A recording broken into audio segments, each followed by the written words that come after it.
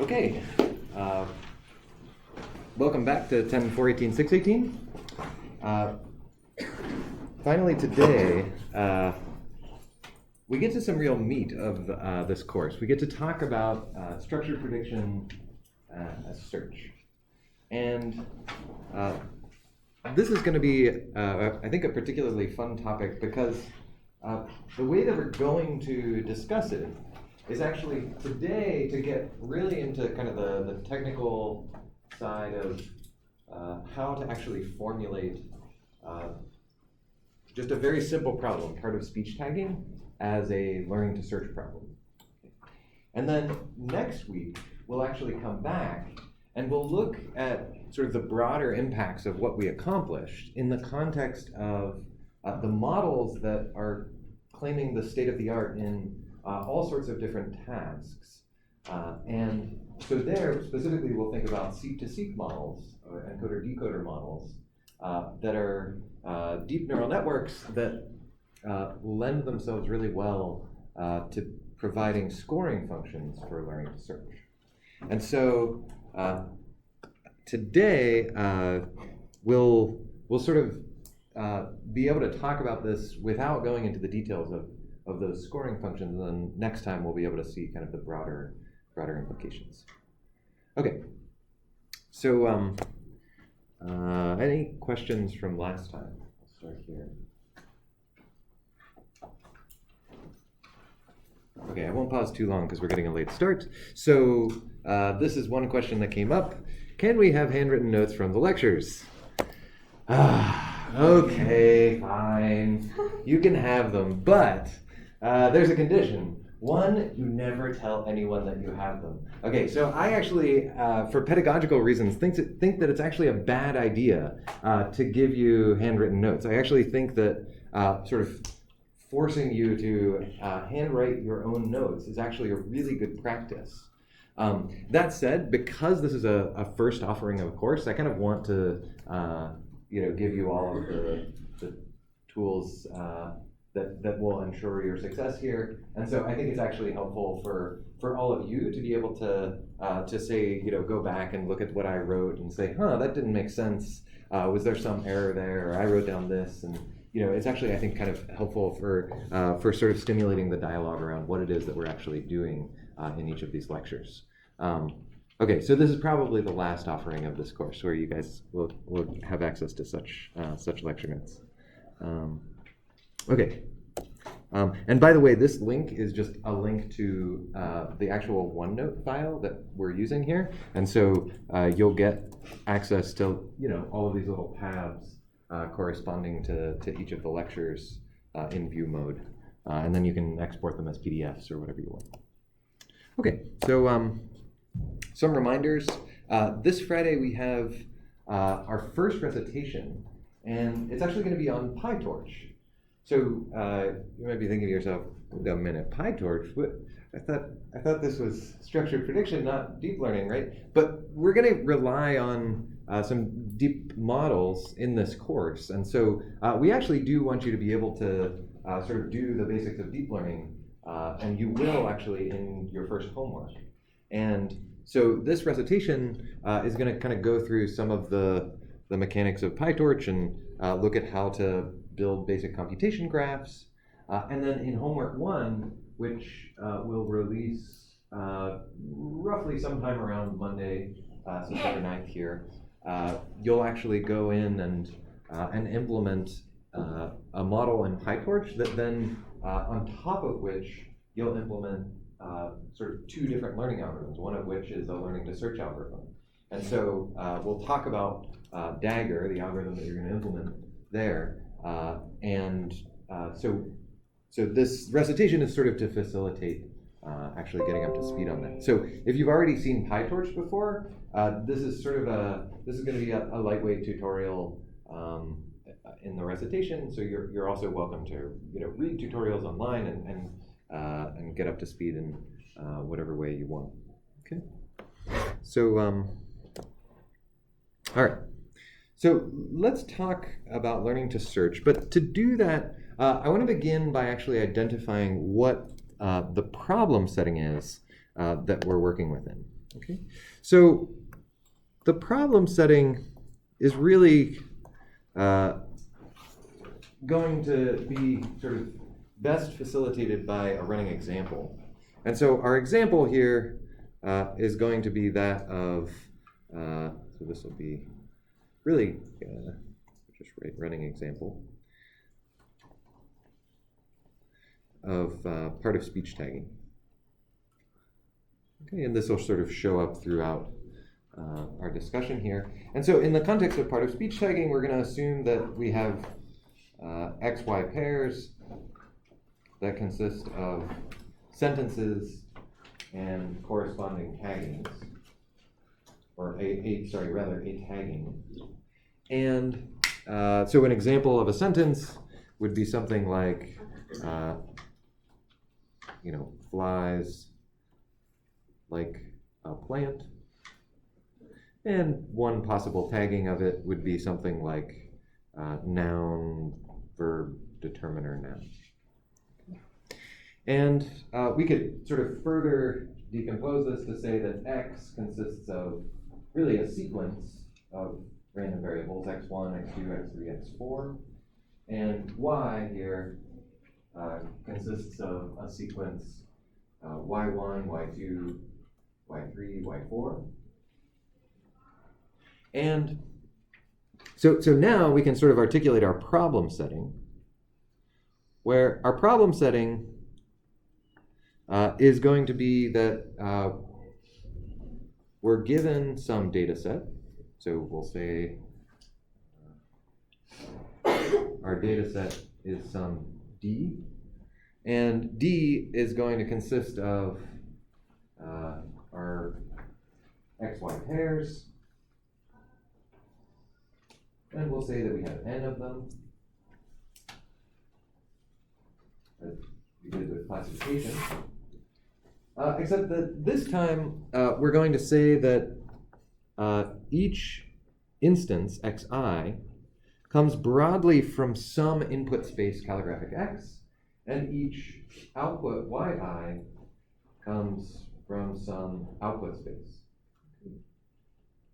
So this input space and this output space are going to be important because they'll actually allow us to define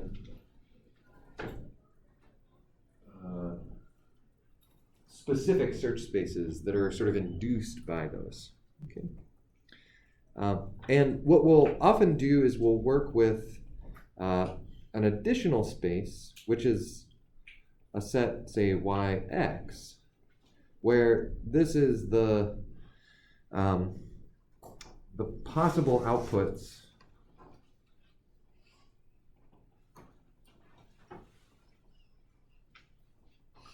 for a given input. Okay, so what does that look like for part of speech tagging? Well, for part of speech tagging, we could say that yx, for this specific flies like a plant x, is the set of all length 4 taggings. So what we have then is that yx is always some subset of our output space. Okay. So the other thing that either we could say we're given or we choose is a loss function. And our loss function is going to be some L that takes in a true y and a y hat. And it's going to map from that pair to some real value number. So this is just sort of like the usual loss functions that we have for classification or regression, but they might be specialized to the actual problem. So for part of speech tagging, maybe our loss function here could be something like Hamming loss. So finally, we can talk about our hypothesis space. And our hypothesis space, we just need to be careful to say that it's going to be some set of hypotheses such that for all hypotheses, we have this property that h of x is actually in yx for all x. Okay. So what we're doing is we're just saying that the actual hypothesis is going to specialize to a particular x. So it's not going to be just any old function, but rather it has to be sort of a proper function that only returns candidates that are actually valid for the given input. Okay, so why do we say that? We don't want a hypothesis that you feed in a forward sentence and it returns a length 6 tagging. And for more complicated structures, you could imagine the actual constraint here might be more complex. Okay, so this is mostly our problem setting. Maybe there's sort of one more detail, which is that our goal is going to be to minimize empirical risk. And in general, this is sort of a high-level goal. It's not just specific to the problem of learning to search. But when we're trying to minimize empirical risk, roughly what we're trying to do is find some hypothesis, which we could describe as some h hat. And that h hat is going to be one that actually minimizes our expected loss over the actual training sample that we have. Okay. So what does that look like? Well, it's a search over all the possible hypotheses for something that minimizes, say, the average loss over the training sample, which is just going to be the loss of y high and h of x high.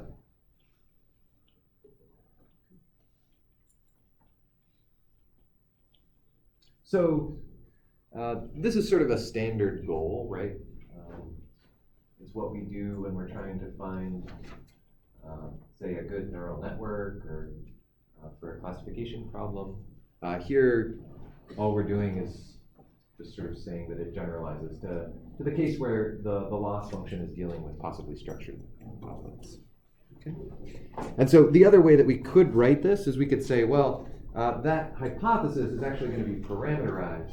So what we're really doing here is searching for parameters that minimize this same thing, but where the hypothesis is now parameterized by some theta. And so in that setting, now we're searching for the actual parameters of the hypothesis rather than the hypothesis itself. Okay. So we can hopefully pretty easily transition back and forth between these. It's kind of like saying, are we actually returning a specific? So if you think about a linear model or something, are we returning the actual linear model itself, or are we returning the theta vector corresponding to the weights of that linear model? Okay. And there might actually be multiple different weight vectors that give rise to the same decision function each. Okay. So what we need here next are some bad ideas. Well, not entirely bad ideas, but just some ideas that won't quite live up to what we're really going for, which is structured prediction as search. Okay, so I guess the third of these ideas, I don't think it's bad since it's actually going to be a major theme of this course, but the other ones aren't terribly great. So idea number one here, so we could say these are possible solutions.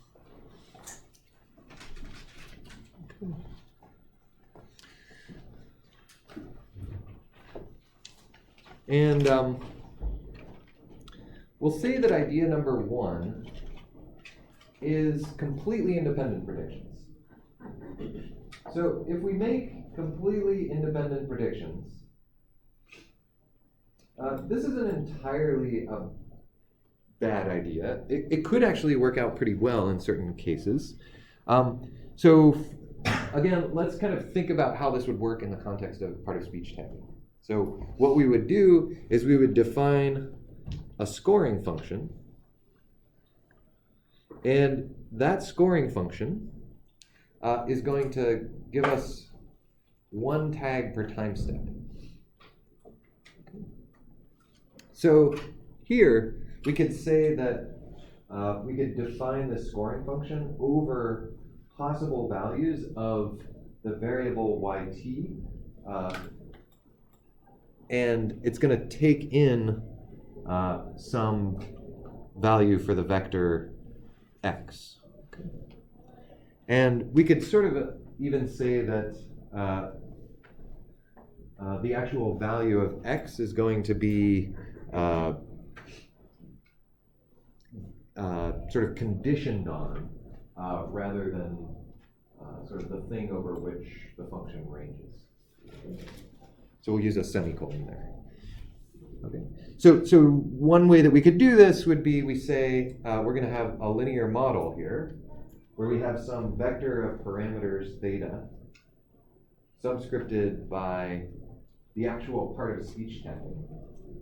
And we just take the dot product of that vector of parameters with some features of x.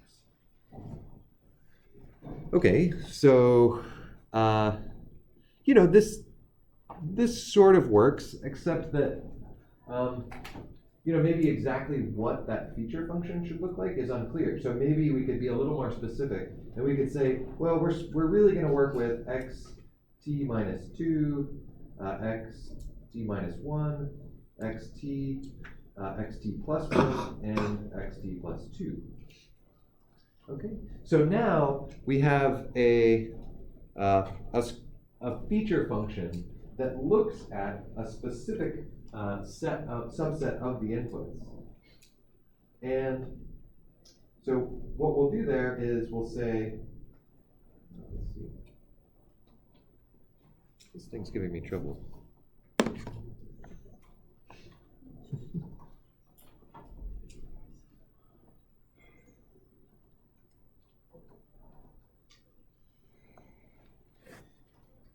Okay, so how do we actually define a scoring function like this? Well, we can talk in more detail about what those features might look like. We'll do that later on. But roughly, you know, sort of schematically, what we're doing here is we're saying, you know, we're trying to predict the tag for one word given some left and right context, right? So here we have words that appear to the left and right, and so we actually have access to all of the words in the sentence, and so when we're predicting the tth tag, we can look at sort of any arbitrary window of tags. Okay, but then the catch here is just that if we're predicting each tag independently,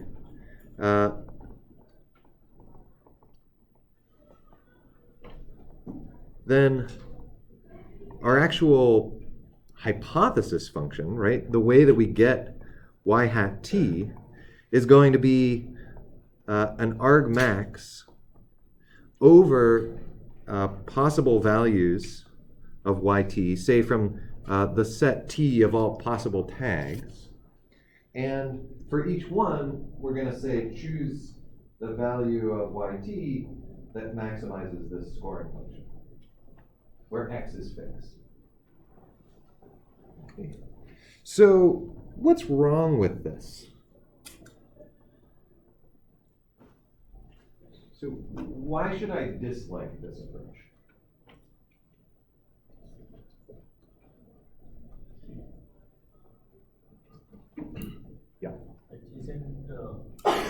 tags are not actually independent, but they would rather be independent. Yeah, so it's probably unrealistic to say that adjacent tags are independent, which is what this model is saying. And so we can't really, another way we could put that is, we can't capture correlations in the output tags. Okay, so that's a little disappointing. So as well, you could sort of rephrase that same statement that we can't capture correlations as a statement that we can't optimize a joint loss over the output tags. So specifically what I mean here is that we're not going to have any mechanism for defining a function over which we optimize, right? Like some loss function that looks at, sequences of tags all at once. So Hamming loss is just looking at individual tags, but we're not going to be able to sort of reasonably optimize to have the loss be something like a 0-1 loss that is trying to give us all of the correct tags at once. So this is the sort of problems that arise here. And let's see. And so I'm going to actually try something different. So instead, what we could think about is we could think about trying to capture some correlations in the input. Okay, so we could say this is going to be, some idea number 2. And idea number 2 here, we're going to say is multitask learning or somehow sharing parameters. Okay. So in this setting, we're going to now define a scoring function again, and but this time that scoring function is going to be based on some hidden representation, okay, of the input.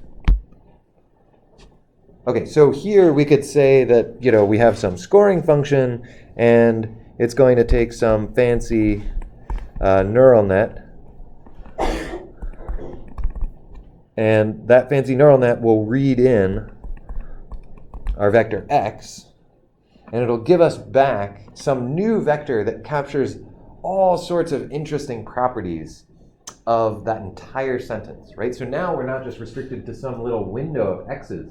We can look at the entire thing all at once and boil it down to just 100 numbers, encapsulating everything in that little vector. And then we can take its dot product with some weight vector, and we can now define our scoring function to be based on that, where we score yt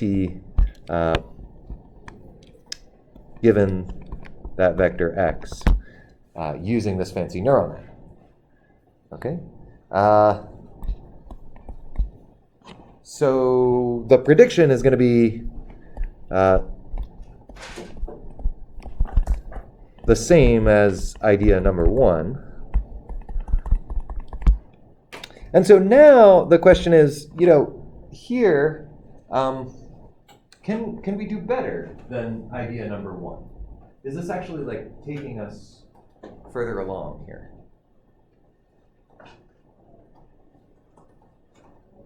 I have a question about step 1. Uh-huh. So the input x vector, it can be of any length, right?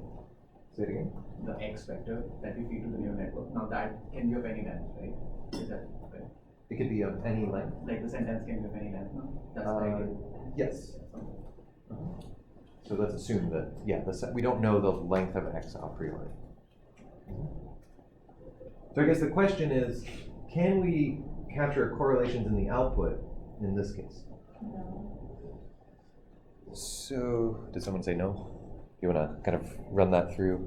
Yeah, because like the score you get for YT is not like, and has nothing to do with the score you get with YT minus 1. Right. So we might be able to capture some interesting aspects of correlations at the input that would better inform our individual independent predictions. But at the end of the day, they're still independent predictions, right? The scoring function, the form of the scoring function is exactly the same. It's just a different fancy neural net kind of feeding in. Okay, so the cons here are the same as idea number 1. Okay, so idea number 3. We could possibly do something like a graphical model.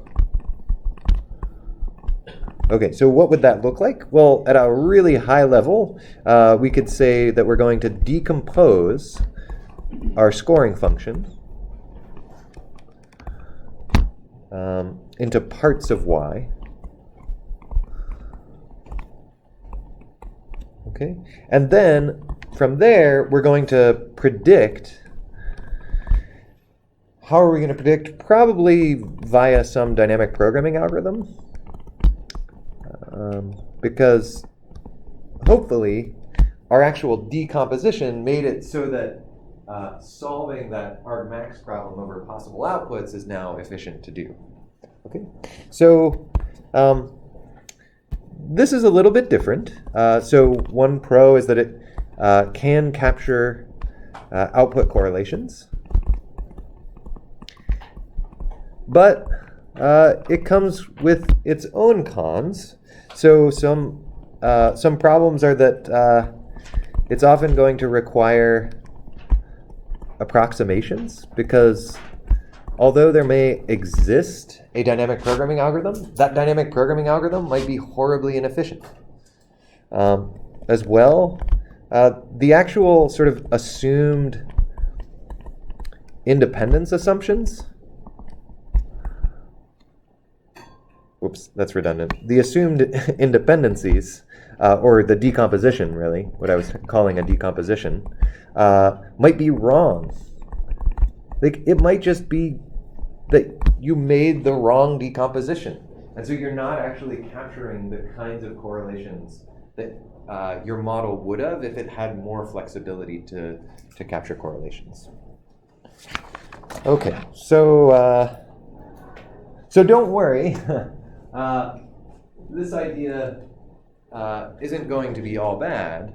And in fact, what we'll see when we get to graphical models is that we can kind of marry idea number 1 and idea number 3 and get back something that's really good at capturing correlations in the input with a fancy neural net, and good at capturing at least some correlations in the output via either dynamic programming, if we can do it attractively, say in polynomial time, or if we can't, via some approximations.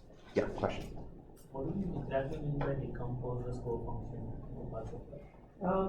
So I guess in some sense I don't really want to talk about that today. So maybe I'll just completely defer that question, because it's sort of maybe beyond the scope of what we're talking about today. So we're going to talk about a specific kind of decomposition as it relates to search today.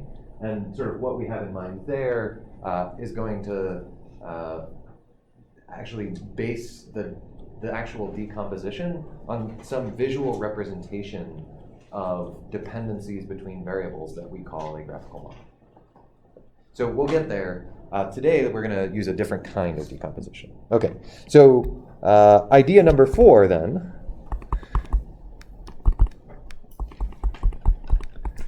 is structured prediction as search.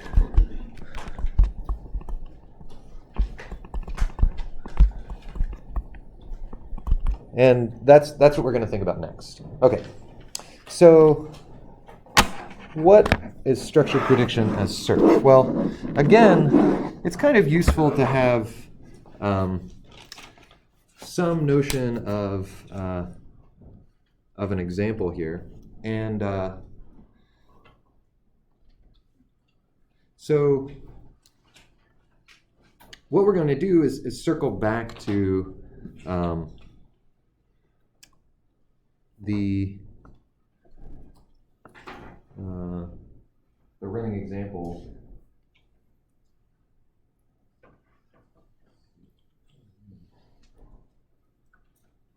This is just like my day for like all technical things not working. Camera fail, OneNote failing.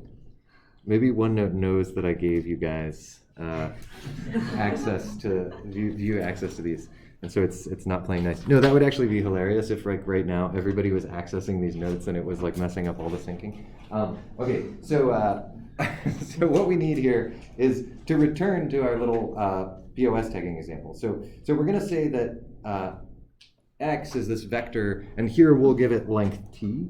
So what we have is actually flies like a plant, and this is x1, x2, x3, x4. Really? And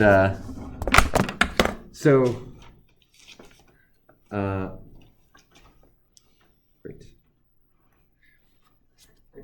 And what we want to do is actually have a search space that is induced by this x.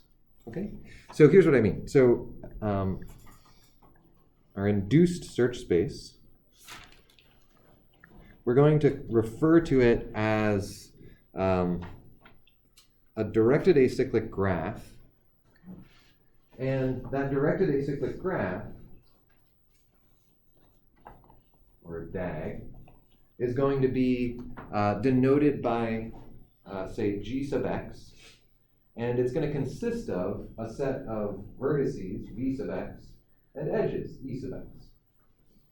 This is nothing terribly creative. This is sort of usually how we talk about graphs. What's interesting here is that the actual topology of the graph is given by the problem that we're trying to solve. So we could say that we're going to have some start state, and that start state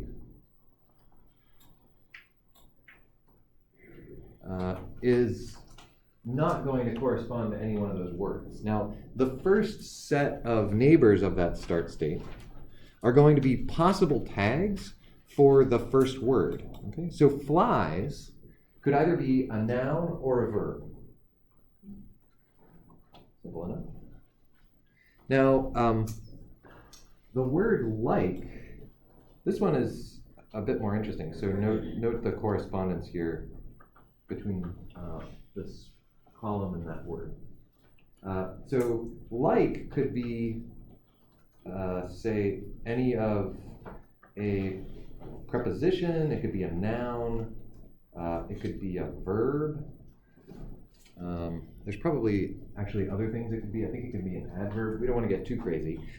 So here, regardless of which tag we pick for the first word, those same possibilities exist for the second word. So we need to have options, preposition, noun, and verb for both the N case and the V case. Okay, so this column corresponds to the word like.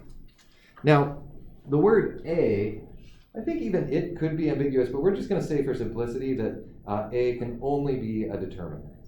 Okay. Kind of cleans up our graph a little bit. There's just not that many neighbors now. And then the last detail here is that plant could also be a noun or a verb. And so here we're going to have both noun and verb options for every single one of these. Okay. So what you can see is that as we draw this search space out, it exposes a couple interesting things. One is that what we're looking at here is really just the space y sub x. For the given x flies like a plane. And And we even constrained the possible set of neighbors for each node based on the actual word that we were looking at. Okay. So there's some more interesting things. So we could say that there's some sort of, we could say some correct y, right, that came with our training example, right? And maybe that correct y was the y corresponding to noun, verb, determiner, noun. And that corresponds to a specific path through the search space. Namely, we can follow this first to take the noun, and we follow this edge to take the verb, and here is the determiner, and then this to get the noun. And so what we're seeing is that, in addition, each leaf node in this graph is some specific vector y1 to t. So further, we can define a cost function. Okay. And let's say that the cost function here is going to be Hamming loss. Okay, so in that case, our cost function is going to be C of y1 to t and y hat 1 to t. And it's just going to count up the number of times for t equals 1 to capital T that yt does not equal y hat t. Okay. So this is just the number of tags on which we made an error. All right. So what we can do then is actually evaluate the cost at every leaf node. So that would be like a little column here that says, okay, we know what y1 to t is, right? That's given in our training data. And then we're going to elide the value of the prediction, because each one of those is some leaf node. And actually, let me modify this ever so slightly to say that this is really a y hat, right? This is like one of the possible predictions that we could make. Okay, so now think of filling in a little vector here of all the costs. Okay, so can anyone tell me like one of the costs up there? Of one, pick a cost of any leaf, your favorite leaf. The first one is going to have cost, oh, I would have said, yeah, one. So where is the actual error? It's in the second column. It said P when it should have said V. Okay, so the one just down from it is going to have cost of 2, because now in the last column it said V when it should have said N. Okay. And then the third one is going to be, so this is the cost here, cost here. Here we're going to have cost again of just 1, because we make a mistake on the N, and then this is going to be a cost of 2. Now here, finally, we get a nice cost of 0, because this is actually the true goal trajectory against our training example. And the one below it is 1. Okay, so we could go all the way down here, and we could fill in the cost for every leaf node. Okay, so now we need a couple definitions. So one of them is that of a trajectory. So we're going to say that a trajectory is simply a path through the search space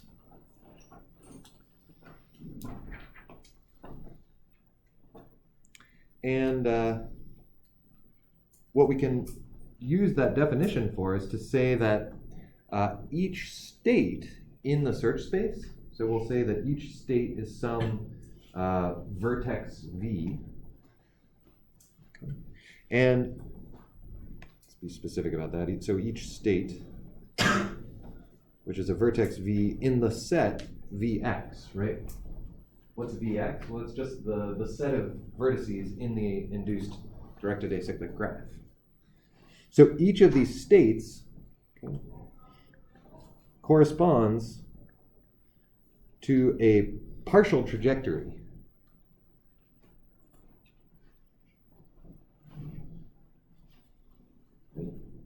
Because for any of the actual states in the graph, we only have sort of part of the output built up. Okay, and so that partial trajectory is actually starting at, say, initial states V0, sort of without loss of generality. We could just say that there's one initial state. If you wanted a search space that had multiple initial states, you could just add an extra state and connect it to all of your initial states, and so now you're back to one. Okay. And so the key thing here is that sort of a partial trajectory is going to correspond to some partial prediction, right? For some value of little t that's less than or equal to capital T. Okay, so I mean, we're putting a lot of words here and a lot of math just to say something incredibly simple, right? If we circle this vertex, right, that V there, it corresponds to the partial tagging NV. We haven't actually tagged the remaining two words, right? So this is like some vector where y1 equals noun and y2 equals v. But we don't have values for y3 and y4 yet. Okay. So, all right, so now we get to a slightly more interesting definition. So we can say that the optimal completion cost is going to be a function that we'll call C star, and that function is going to map from a vertex Vx to a number, some real valued number, a score, a cost, so higher is worse. And the way that we define it is we say that this optimal completion cost is going to essentially be induced by the xy pair. Right? We can't actually have it outside of a specific training example. And what it'll do is it'll say for a particular state, V, this optimal completion cost is the best possible value of any reachable leaf node. Okay, so what do I mean by that? We could write this as a min over, say, states V prime in the set, say, T sub V, where we compute for each of those, for that V prime, the value C of V prime, where here, T sub V is the set of reachable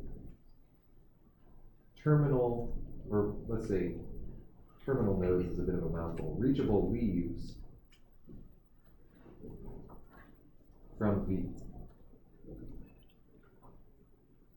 Okay, so let's go back to our circled V in the center here. So that's a state right in the middle of our graph. But from that V, we can actually reach two different leaf nodes, right? We can reach both this N and this V. So what is the optimal completion cost of the V that we circled?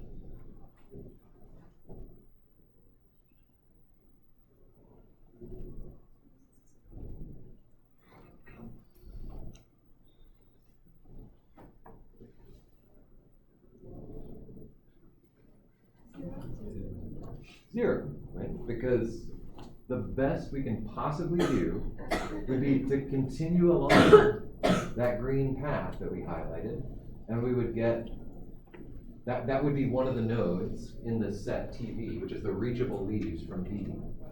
And we would get a cost of 0 for that leaf node, and so the state coming before it is also going to have a cost of 0.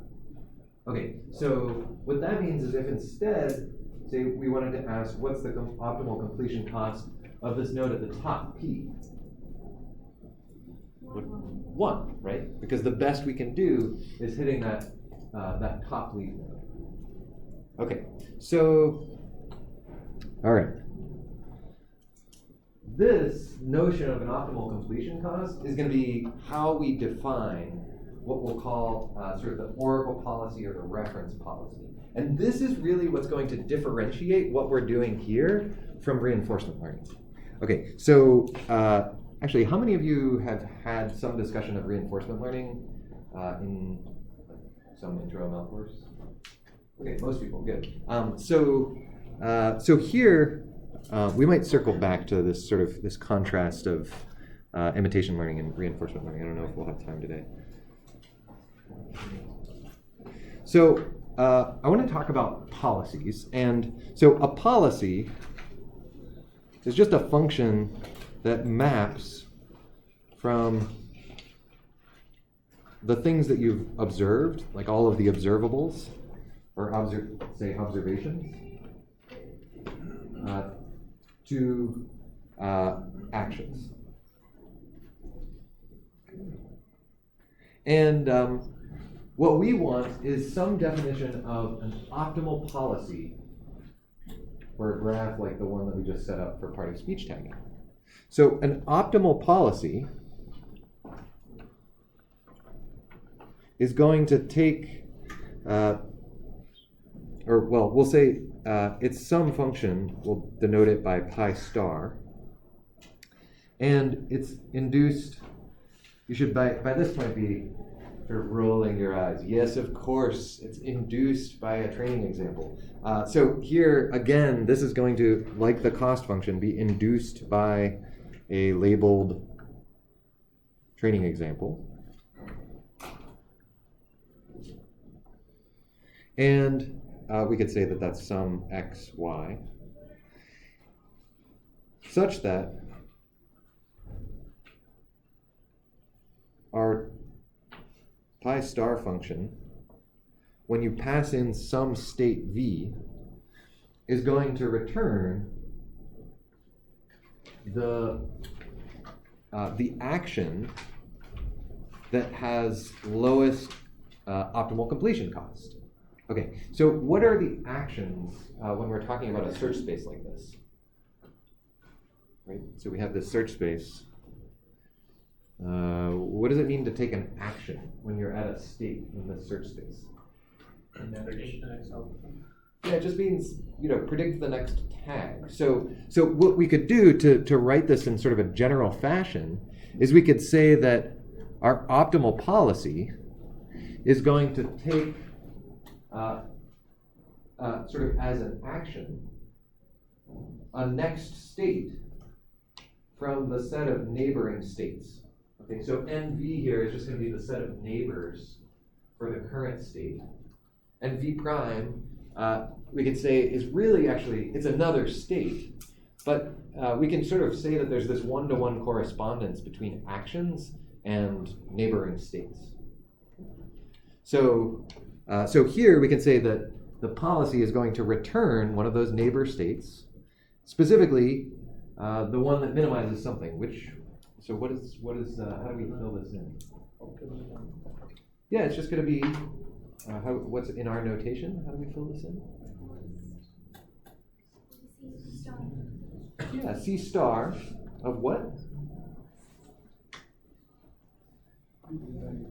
Of V prime, one of the possible neighboring states. Okay, so it's kind of like, well, so let's be specific here. So this is, neighbors of state V, and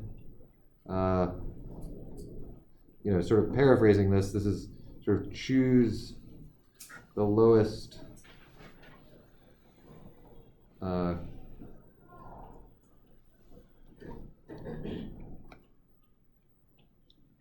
choose the neighbor with lowest C star value, or lowest optimal completion cost. Okay, so now we can ask sort of a fundamental question here, which is,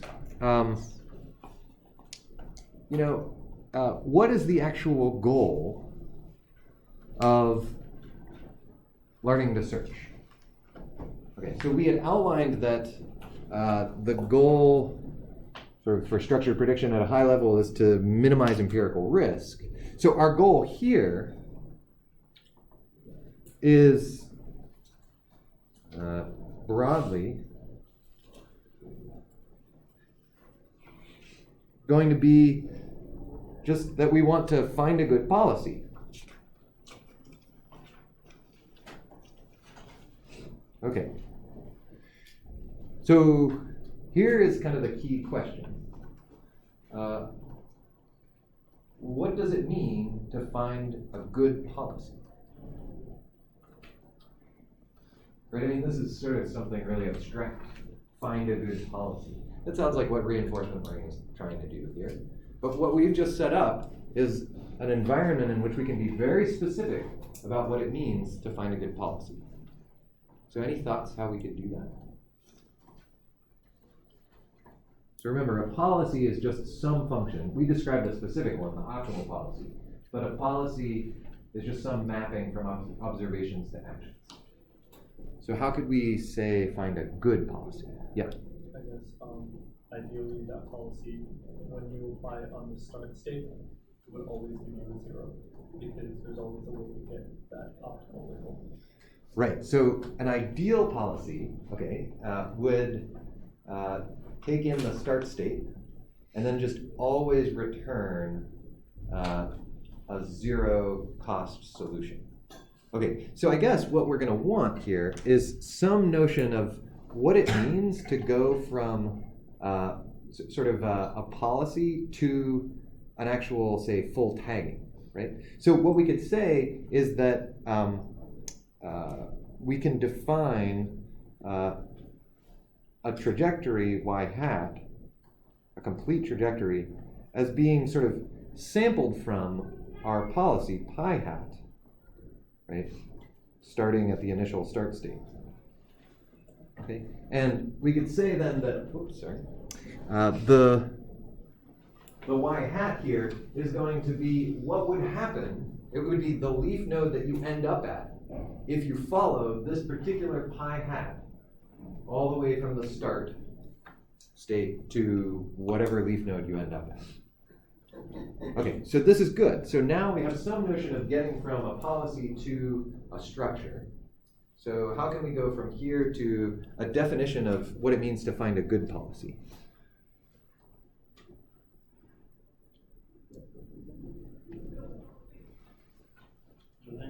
Given the past trajectory, we have the policy should predict the next best tag. Yeah, so given the past trajectory, the policy should predict the next best tag. That's good. But I want something that kind of looks like an objective function. Whereas what you're describing is more like a description of an optimal policy. So remember that our original goal was to minimize empirical risk. Could we do something that looks like that, but in terms of a policy?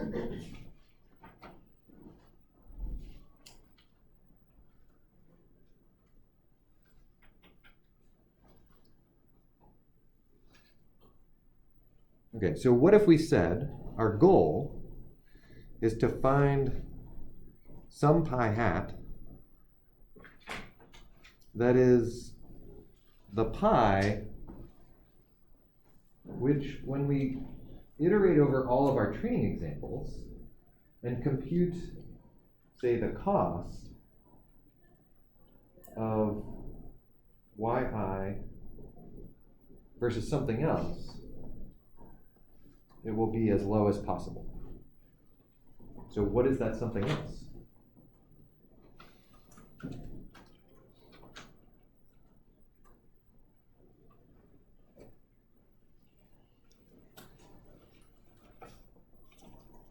What's the prediction that we get when we run our policy on the graph that we induce on x? So notationally, we could write something like, this is for the y hat, we'll write this really verbosely here, that comes from following the policy pi hat that will subscript with xi, because we're saying that the actual pi hat is sort of specific to the graph that you instantiate for that particular xi. Okay? And so when we look at this graph up here, this is the graph for the specific sentence, flies like a plant.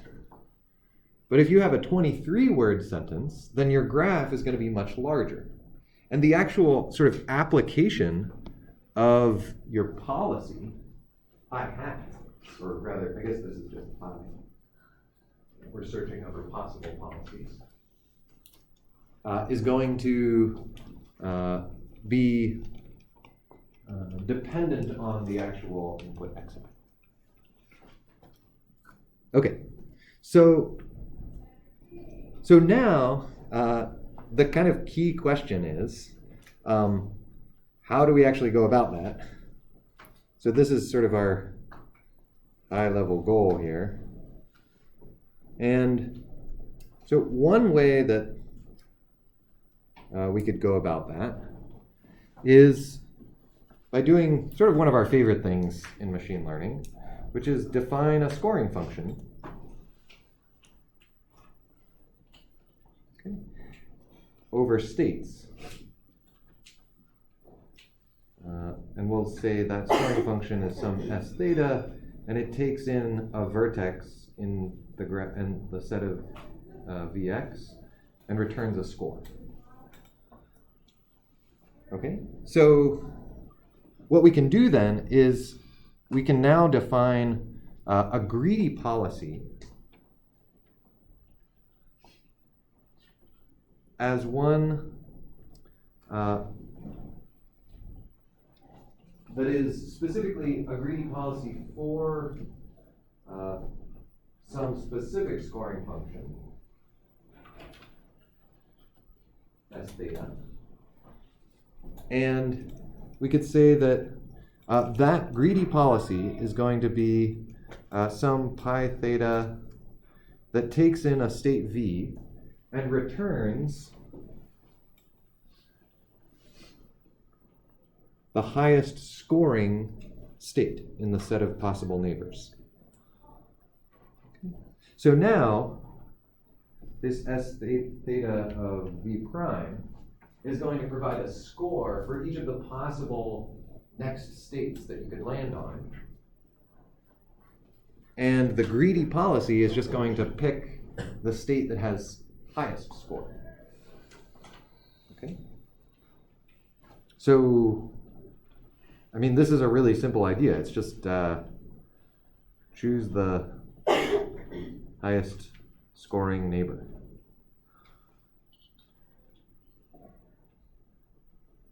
That's all we're really doing. Okay, so there's a question of what should these scoring functions actually look like, and I don't want to spend too much time getting bogged down there. So examples of scoring functions could be a linear model. It could be a neural network, maybe a feed-forward neural net. It could be an RNN. We'll talk about those next time. So there's lots of different possibilities for what that scoring function is, but the point is simply that it's going to provide us a way of actually giving a parameterized score to each state. There seems to be very little difference between the optimal policy and the greedy policy. And Right. it's just, Yeah, so what difference is there between the optimal policy and the greedy policy? They're purposefully analogous. There's maybe two differences, I guess. Yeah. You won't know the optimal policy for things that we're about to predict. So I don't quite like that statement. We only know the optimal policy for things that we're about to predict. So We don't know. does someone want to try a slightly different phrasing of that? Yeah. Is it that one of them only looks at the use of the final outcome, whereas the other one looks at the neighbors at each step? So that's the difference. Yeah, so the kind of key thing here is that encoded inside C star is access to the true sequence, Y. Okay, so how was it, let's go back up. How was it that we actually came up with C star? Well, first, we computed this giant vector of the costs for every single leaf node. How did we get those costs?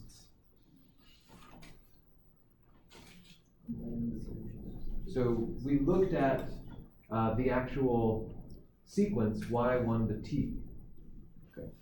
So then the optimal completion cost, C star, we actually here, I maybe kind of got lazy about it as we went along.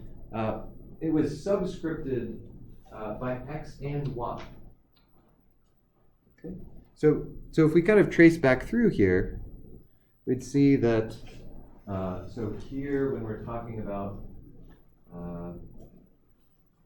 optimal completion cost, we should subscript it with x, y.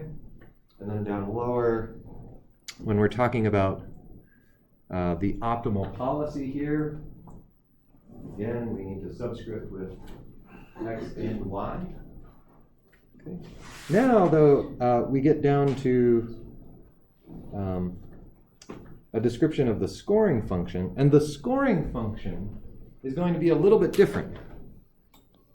So the scoring function is really just a mapping from Vx to the real numbers, and so we should really define it as a function of x, but not of y. So the scoring function only gets to look at the actual input. Okay, so this is the key difference. Following the oracle policy is kind of like following a cheating policy. It's like the policy that you would follow if you already knew what the correct answer was. The greedy policy is saying, okay, we just have some model that tells us, based on some parameters theta, how good or bad each of these states are. And based on that model, we're going to pick which the next best state is. Okay, so the other minor difference here, so that's the key difference, is that C star has access to Y, and S theta does not have access to Y. They both have access to X. Okay. So the other difference is just that the scoring function is higher is better by convention, and the cost function lower is better by convention. Okay. So hence the argmax versus argmin. Okay, so now sort of the remaining question is, how can we actually learn something in this set? Okay, and to do that,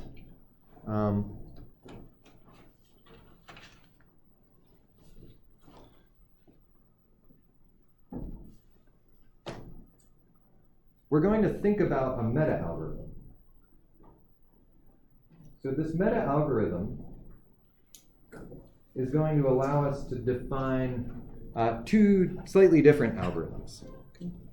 So the first thing that we're going to do is say that there's a collection of training examples. And so we'll say for each XY pair, in our data set D, we're going to run through the following steps. Okay, so step 1, we're going to induce gx, which is the graph, from x. And then we'll do a couple more on that same first step. We'll induce the scoring function, s theta,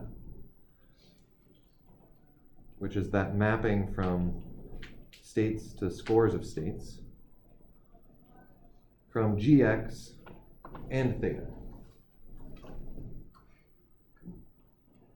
So note that we are not using y to come up with our scoring function. We'll also induce our cost function, c star, which is another function mapping from vx to a real number, but this time using the pair xy, right? So we have access to both. Or we could say using gx and y. Right? So, okay, so this is sort of setting up all the things that we need. So next, we're going to gather a trajectory through the actual search space. And this trajectory will be something like v1, v2, up to, say, vt of states. Okay.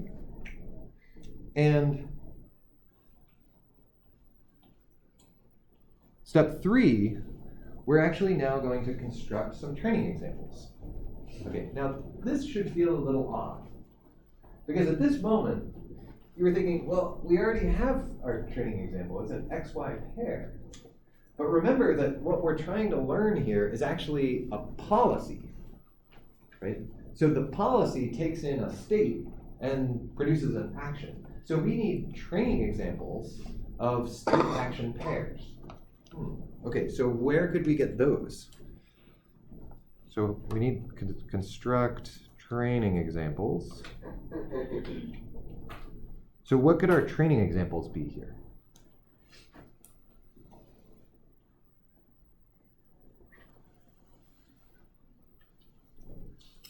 Different leaves of the news graph, like start to the leaf of the news graph. So we could just sample from those. So let's see. So the training example needs to consist of a state action pair. So if you're at the leaf, what is the actual state action pair? No, I mean each trajectory from the start to a particular leaf. Yep. Every state and the action we take after that state would be a pair, and we would sample and such. Great idea. Okay, so then the question is, there's many possible actions, right? Which one should we pick as Or our use the training? optimal policy. Yeah, the one given by the optimal policy. Okay, so step 3, we actually just gathered a trajectory. So why don't we just use that trajectory rather than all possible ones? Because there's so many states. I mean, there's exponentially many in the length of the input. So instead, let's say what we're going to do is we're going to have, say, T training examples. So for each of these states that we just gathered, let's take VT and pi star, which means x and y, right, of VT. And this will be our training example, and we'll say that we have T of them. Yeah. But would we not also need to know what policies are bad? Do we only need to sample good policies, or would that information be relevant? Oh, so what we're trying to do is set up something so that we know from a given state what action we should actually take. So if you think of the policy as sort of by analogy to reinforcement learning, right? What we want are examples of what the behavior of the policy should be from a particular state. And so this optimal policy is kind of like a form of supervision. It's saying when you are in state VT, the right thing to do is to follow the optimal policy for the next step. So that's the sense in which we have a training example here. Okay, so step 4,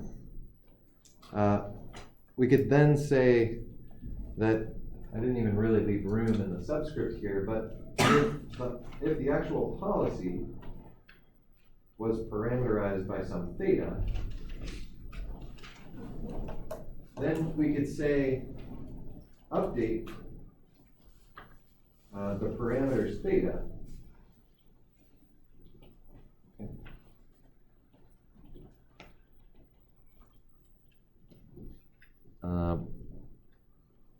By training, say, by SGD on what we'll call, say, D prime here, which is the set of state action pairs that we just came up with. Okay, so we're sort of 10 minutes shy today because of technical difficulties, so I can't quite get to like the beautiful punchline of Dagger here. And so I'll leave you instead with this question, which is, which policy should we use to collect this trajectory?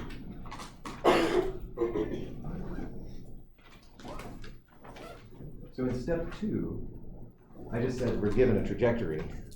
That means like one specific path through this exponentially large search space. And then I said, okay, you have that one path in mind, and now for each step along that path, you should train so that you make the right action for that particular step. And the question is, which states should we actually look at? There's so many of them. Okay, so next time, yeah. Don't we have the full label for the training samples? Like we have the correct sequence. I thought we were taking that. Well, you could, but are there other options? And is taking the correct sequence, is that actually a good idea? Or could it result in problems of its own? Okay, so these are kind of the fascinating questions that result once you start to cast the problem as a learning to search problem. And next time, what we'll think about are 2 approaches, sort of a traditional supervised approach, and then Dagger, probably not too many more. And then we'll also look at some empirical results. And I think the picture that I'll leave you with, the punchline that I was going for here. We'll just jump ahead.